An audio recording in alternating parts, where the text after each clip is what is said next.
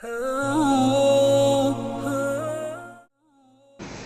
انہوں نے پوچھا کہ جب ہم کوئی قرآن پڑھ رہے ہوں تو کیا ایسا کر سکتے ہیں کہ پائتین کی طرف قرآن رکھیں اور خود سرہانے کی طرف بیٹھیں؟ منع تو نہیں ہے. دیکھیں منع نہیں ہوتا. کوئی معاذ اللہ آپ نے ڈائریکٹ زمین پہ تو نہیں رکھ دیا یا پائتین ایسے چرپائی کی پائتین پہ تو نہیں رکھ دیا. قرآن رحل وغیرہ کے اندر ہوتا ہے یا آپ تکیہ رکھتے ہیں, تکیے کے اوپر قرآن ہوتا ہے.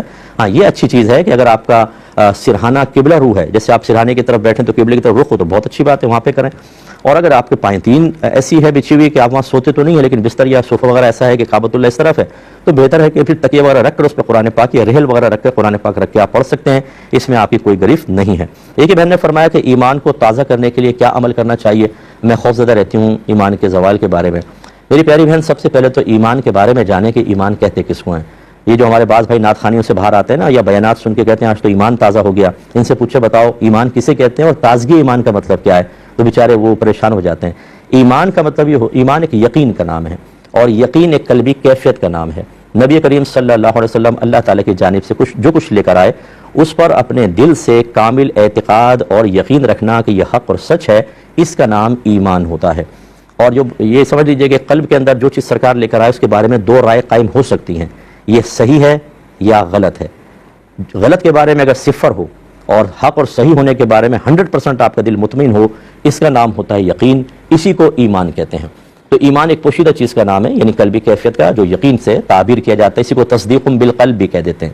اب زوال ایمان کا مطلب کیا ہوتا ہے؟ شیطان اس 100% کو پیچھے لے کر آتا ہے, آپ کے اعتقاد اور اعتماد اور یقین کو متزلزل کرتا ہے, اس کو 95 پہ لے آئے گا, 90 پر, 80 پر. جیسے میں اکثر مثال دیتا ہوں کہ آپ پہ مسلسل کرائسس آئے تو چپکے سے آپ کے دل میں خیال ڈالے گا کیا یہ اللہ کی ناانصافی نہیں ہے, کیا یہ ظلم نہیں ہے, اللہ تجھے بھول تو نہیں گیا.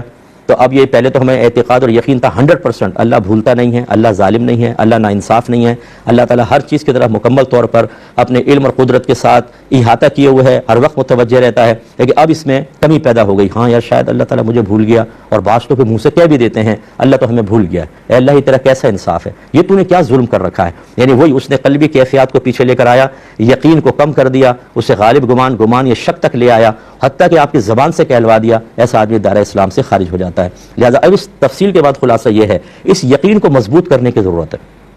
آپ 100% پہلے یقین رکھتے ہیں, بس اس یقین میں مضبوطی پیدا ہو کہ یہ 100 سے 99 کی طرف بھی نہ آئے. اور اس کا طریقہ کیا ہوگا؟ اس کا یہ نہیں ہوتا کہ وظیفہ پڑھنا شروع کر دیں, آپ ساری رات نوافل پڑھتے رہیں. اس سے کیا تعلق ہے؟ یقین قلبی کیفیت کا نام ہے, یہ اعتقاد کا نام ہے, اعتماد کا نام ہے, اور یہ علم سے ہوتا ہے. آپ قرآن پڑھیں ترجمہ تفسیر کے ساتھ, حدیث پڑھیں ترجمہ شرح کے ساتھ, اچھے علماء کا بیان سنیں, اس سے آپ کا ایمان مضبوط رہے گا, یقین مضبوط رہے گا. اس کے لیے میں آپ کو آفر کرتا ہوں, آپ یوٹیوب پہ جائیں اور ہماری تفسیر قرآن تدبر قرآن سنیں. ایپیسوڈ 1 سے سٹارٹ کریں اس کو. یہ میں نے کیو ٹی وی میں 3 سال میں اس کو ریکارڈ کیا تھا, اور کافی پہلے کی, اس وقت بالکل کالی داڑھی ہے. تو وہ آپ پروگرام دیکھنا شروع کریں. ہر آیت کے تحت جب ہم آپ کو سمجھائیں گے, اس سے آپ کا یقین مضبوط ہو جائے گا. انشاءاللہ شیطان اس کو پیچھے نہ لا سکے گا, کیونکہ قرآن میں ہر طرح کے مضامین ہیں. صبر و تحمل پر ہیں, تقدیر کے معاملے میں ہیں, اعتقاد کے بارے میں, عقائد کے بارے میں. جب آپ سنتے ہیں تو پھر آپ کا اعتقاد اعتماد مضبوط رہتا ہے, آپ اللہ کی رضا پہ راضی رہتے ہیں, آزمائشوں پہ صبر کرنے کی طاقت بڑھتی ہے. تو شیطان کو کیسے ہمت ہوگی کہ یقین کو پیچھے لے کر آئے؟ کہ جب آپ یقین کو بڑھانے یا یقین کو قائم رکھنے کے سلسلے میں مواد مسلسل سن رہے ہیں. ہماری خرابی کیا ہوتی ہے کہ ہم سنتے ضرور ہیں, بھول جاتے ہیں, ذہن تعلیم شرع سے خالی ہوتا ہے. جب اس طرح کے کرائسس اور آزمائشیں آتی ہیں تو شیطان وسوسہ ڈالتا ہے, اس کو دفع کرنے, دور کرنے یا پروٹیکشن کے لیے کوئی مواد ذہن میں ہوتا نہیں ہے. وہیں سے پھر یہ ہمارے قلب کے اندر تبدیلی پیدا ہوتی ہے اور ہم شک و شبے کے اندر پڑ جاتے ہیں. بعض اوقات تو میں نے ایسے لوگوں کو دیکھا ہے کہ جب کرائسس میں آتے ہیں تو وہ کہتے ہیں پتہ نہیں جنت دوزخ بھی ہے کہ نہیں ہے. یعنی کہاں تمہارے کرائسس, کہاں ایک دم جنت دوزخ کے انکار کی طرف تم کیسے آ گئے؟ کیسا شیطان کنیکشن ملاتا ہے. ایک صاحب کا ایک بچہ فوت ہوا, دوسرا ہوا, تیسرا ہوا, تو ان کی زبان سے نکلا کہ جنت دوزخ سب ڈھکوسلا ہے. یہ شیطان نے منہ سے کیسا نکلوایا؟ یہ ہوتا ہے. اس کو بہن آپ توجہ رکھیں, یہ آپ کے وظیفوں سے نہیں ہوگا, یہ تعلیم شرع سے ہوگا. جو میں نے آپ کو سمجھایا اس طریقے سے کریں, انشاءاللہ عز و جل شیطان ہمیشہ مایوس رہے گا اور آپ کو بہکا نہیں سکے گا. ایک بہن نے کوشچن کیا تھا کہ اگر کسی لڑکی کے لیے کسی شادی شدہ مرد کا رشتہ آیا اور اس لڑکی کو یقین ہے کہ اگر میں ہاں کروں گی تو اس کی بیوی کو بہت دکھ ہوگا, تو کیا حکم شرع ہوگا, اس کو رشتہ قبول کرنا چاہیے یا نہیں؟ لیکن ہمارا مشورہ تو یہ ہے کہ اگر کوئی صحیح ضرورت نہ ہو تو نہیں کرنا چاہیے. یہ کوئی میں ناجائز نہیں کہہ رہا ہوں, ایک مرد دوسری شادی کر سکتا ہے, تیسری شادی, چوتھی شادی کر سکتا ہے, لیکن جو اصول ہے وہ اللہ نے خود بیان فرما دیا, فَنْكِحُوا مَا طَابَ لَكُم مِّنَ النِّسَاءِ مَثْنَىٰ وَثُلَاثَ وَرُبَاعَ. جو عورتیں تمہیں پسند آئیں تم ان سے نکاح کر سکتے ہو, 2 سے, 3 سے, 4 سے. وَإِنْ خِفْتُمْ أَلَّا تَعْدِلُوا فَوَاحِدًا، اور اگر تمہیں خوف ہو کہ انصاف نہ کر سکو گے تو ایک سے نکاح کرو۔ ہم گزارش کر رہے تھے، بچی نے کویسچن کیا تھا کہ شادی شدہ مرد کا رشتہ آیا ہے، اگر میں قبول کر لیتی ہوں تو گمان ہے کہ اس کی بیوی کو دکھ ہوگا تو کیا حکم شرع ہوگا؟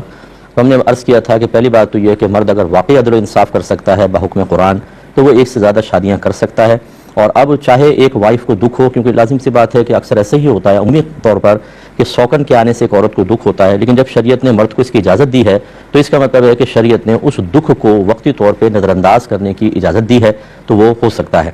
لیکن میں نے اکثر یہ دیکھا ہے کہ جو مرد حضرات ہیں جو دوسری شادی کے شوقین ہیں، اکثر یہ پہلے تو وعدے بھی کریں گے، ان کے ارادے بھی مضبوط ہوں گے، لیکن پہلی بات تو یہ کہ نہ یہ کوئی حکم شرع پہلے سیکھتے ہیں کہ ایک شخص کو اپنی بیویوں کے درمیان عدل و انصاف کس مقام پہ واجب ہے، برابری واجب، اور کہاں پہ آپ تفاوت کمی بیشی کر سکتے ہیں، اس کا کوئی علم نہیں سیکھتے ہیں۔ پہلے وعدے وغیرہ کر کے ایک نکاح کر لیتے ہیں، اس کے بعد ایک کو معطل چھوڑ دیا، دوسری کی طرف میلان ہو گیا، یا تیسری کی طرف بڑھ گئے، دونوں کو پیچھے چھوڑ دیا۔ اس قسم کی ناانصافیاں ہوتی ہیں اور تکلیف ہوتی ہیں۔ دوسری بات یہ ہے کہ بسا اوقات ایسا ہوتا ہے کہ ایک بچی کو کہیں اور اچھا رشتہ مل سکتا ہے، لیکن وہ شادی شدہ کی طرف مائل ہو کر اس کی ایک پرسکون لائف کو ڈسٹرب کر دیتی ہے۔ یہ ہر بچی کو سوچنا چاہیے کہ آپ ایک شادی شدہ مرد سے نکاح کر رہی ہیں، آپ کے لیے اگر فرض کر لیں کہ غیر شادی شدہ سے نکاح کرنا ممکن ہے تو ان سے کو منع کریں، وہ اپنی لائف میں خوش رہے، تم اپنی بیوی کی توجہ کرو، ان اپنے بچوں پہ توجہ کرو، لیکن وہ کسی فوائد کے لیے کسی بھی کے لیے بھی وہ کر لیتی ہیں شادی۔ اب وہ شوہر ڈس بیلنس ہو جاتا ہے، خود اس کو پہلے اندازہ نہیں ہوتا، پہلے تو اس کا ٹارگٹ ہوتا ہے لڑکی مجھے مل جائے، بس وہ مل جاتی ہے۔ اب جب حقیقت کا سامنا کرنا پڑتا ہے تو وہ بڑی تلخ ہوتی ہے، نہ یہاں انصاف کر سکتا ہے نہ یہاں، ادھر بھی بچے پیدا ہوئے، ادھر نہ ان کو پورا ٹائم دے سکتا ہے نہ ان کو۔ جو یہ 2-2 3-3 شادیاں کرتے ہیں، اپنے بچوں کی صحیح تربیت جو واقعی ایک باپ کے لیے لازم ہے، بہت ہی مشکل ہے کہ کر سکیں، وہ اکثر دوسروں پہ چھوڑ دیتے ہیں، تربیت خود وہ صحیح طرح نہیں کر پاتے۔ ہر ایک کے بارے میں دعویٰ نہیں کر رہا ہوں، اچھے لوگ بھی ہیں، ہو سکتا ہے اچھا عمل بھی تیار کیا ہو، لیکن اکثر ایسا ہوتا ہے۔ تو لہٰذا ایسی صورت میں تو ہمیں یہی آپ کو مشورہ دیں گے کہ اس کو آزمائش میں نہ ڈالیں اور پیچھے ہٹیں۔ ہاں اگر کوئی واقعی صحیح ضرورت ہے اور لگتا ہے کہ وہ شوہر صحیح انصاف کر سکے گا تو پھر رشتہ قبول کرنے میں منع بھی نہیں ہے۔ یہ کہتے ہیں کہ کہا جاتا ہے کہ اللہ تعالیٰ کی بنائی ہوئی ہر چیز سے پیار کرو، تو کیا شیطان اور جہنم بھی تو اللہ نے بنائی ہے، ان سے بھی پیار کریں؟ دیکھیں پہلی بات تو یہ کہ یہ مقولہ غلط ہے۔ کس نے کہا کہ اللہ کی بنائی ہوئی ہر چیز سے پیار کرو؟ یہ تو نہیں کسی نے بھی کہا۔ دوسری بات یہ ہے کہ ایک ہوتا ہے اللہ کی بنائی ہوئی چیز کو حقیر نہ سمجھنا۔ ہاں یہ کہہ سکتے ہیں آپ کہ جو بھی اللہ نے چیز بنائی اس کو حقیر نہ سمجھیں، آپ جانور ہے، کتا ہے، جیسے کتے کو حقیر نہ سمجھیں، اللہ کی مخلوق ہے۔ حتیٰ کہ کافر کو بھی حقیر مت سمجھیں۔ ہم نہیں کہتے کہ ہمارا مذہب نہیں کہتا کہ کافر سے حقارت والا توہین والا سلوک کرو، پیار محبت کا سلوک کریں، ٹھیک ہے، جہاں تک شریعت اجازت دیتی ہے، تاکہ اس کے ذہن میں اسلام کا اچھا تصور قائم ہو، ایک مسلمان کے بارے میں وہ اچھے گمان کرے تو اس کا دل مائل ہوگا اسلام کی تعلیمات کو اختیار کرنے کی طرف۔ یہ تو ہے، لیکن یہ نہیں ہے کہ آپ جو چیز اللہ نے بنائی اس سے پیار کرو، تو پھر مطلب اگر یہ اس چیز کا مکلف بنا دیتے تو وہی جیسے آپ نے کہا کہ شیطان سے بھی پیار کریں، حالانکہ شیطان سے تو ہمیں نفرت رکھنی چاہیے، کیونکہ وہ اللہ تعالیٰ کا سب سے بڑا نافرمان اور بلا مبالغہ لاکھوں کو جہنم میں لے جانے کا سبب بنے گا۔ لاکھوں کو اس نے کافر بنایا اور اس کو کفر کے اوپر استقامت قائم رکھی، یہ کون سا محبت والا ہے؟ تو لہٰذا یہ مقولہ درست نہیں ہے۔ یہ کہتے ہیں کہ کسی کے والد دبئی میں انتقال کر گئے، فیملی پوری پاکستان میں ہے، تو کیا وہاں سے یہاں پر ان کی لاش کو لایا جا سکتا ہے؟ اس میں کوئی گنجائش ہے؟ اور جو وقت لگ رہا ہے اس کو لاش کو لانے میں، اس وقت کے بارے میں کیا حکم ہوگا؟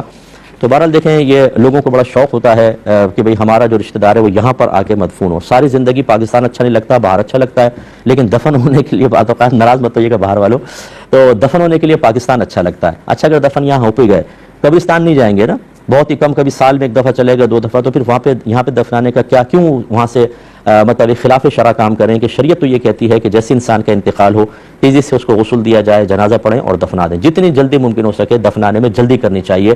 بعض اوقات تو صحابہ کرام نے رات میں کسی کا انتقال ہوا رات میں دفنا دیا، نبی کریم صلی اللہ علیہ وسلم نے صبح جب پتہ کیا تو یا رسول اللہ آپ آرام فرما رہے تھے یا رات میں انتقال ہوا، ہم نے دفنا دیا، جیسے دور تھے کوئی تو سرکار نے قبر پہ جا کے بھی نماز پڑھی ہے، یہ بھی روایت سے ثابت ہے۔ تو اتنی جلدی کرنے کا حکم ہے، اور یہاں 3 دن تک اس کو لاش کو مطلب فریز کر کے رکھا جائے، پھر وہاں سے لایا جائے تاکہ ہم دیکھ لیں آخری ٹائم کے اندر۔ ساری زندگی نہیں دیکھا اور نہ اس کے بعد کبھی ہم قبر کے اوپر باقاعدہ جائیں گے شرعی تقاضوں کے مطابق، لیکن ایک قلبی تسکین کو پورا کرنے کے لیے مردے کو اذیت اور تکلیف پہنچانا بہرحال یہ مناسب نہیں ہوتا۔ لیکن اگر کیا ہے ایسا تو اب منع بھی نہیں کر سکتے، کیونکہ اب دین پر چلنے کے لیے تو مسلمان تیار نہیں ہے۔ اگر ایک آدمی ہماری بات کو قبول کرتا ہے تو خاندان میں 10 آدمی ایسے ہوتے ہیں جو آ کے جن کو کچھ پتہ نہیں ہوتا دین کا، اور وہ مفتیان کرام کو گالیاں بکنا شروع کر دیتے ہیں اور بولتے ہیں یہ مولوی کہتے رہتے ہیں جو ہم کہہ رہے ہیں وہ کرو، اور آدمی بھی سرنڈر کر جاتا ہے کہ ایسے موقع پہ کتنی بحث کرے کتنا لڑے۔ لیکن یہ میرا ضرور مطلب میں آپ کو گزارش کر دوں کہ جو اس طریقے سے شرعی تقاضوں کو ہر دھرمی کے ساتھ پامال کر کے دلیری کا اظہار کرتے ہیں، میدان محشر میں ان کی بے چارگی، بے بسی، لاچاری، خوف اور اذیت دیکھنے والا ہوگا، کیونکہ جو اللہ اور رسول کی تعلیمات کو حقیر سمجھ کر پس پشت پھینکے، بلکہ دوسروں کو دلیر کرے، بلکہ ان کے دل سے وہ اللہ کا خوف نکالے، تو آپ غور کر لیں یہ اللہ کا کام کر رہا ہے یا شیطان کا کام کر رہا ہے؟ آخرت میں حساب و کتاب تو دینا ہوگا۔ یہ کہ بچے نے پوچھا کہ کیا عصر سے مغرب کے درمیان اسکول کا کچھ ہم پڑھیں تو اسی یادداشت کم ہو جاتی ہے؟ کسی نے کہا ہے کہ نہ پڑھو۔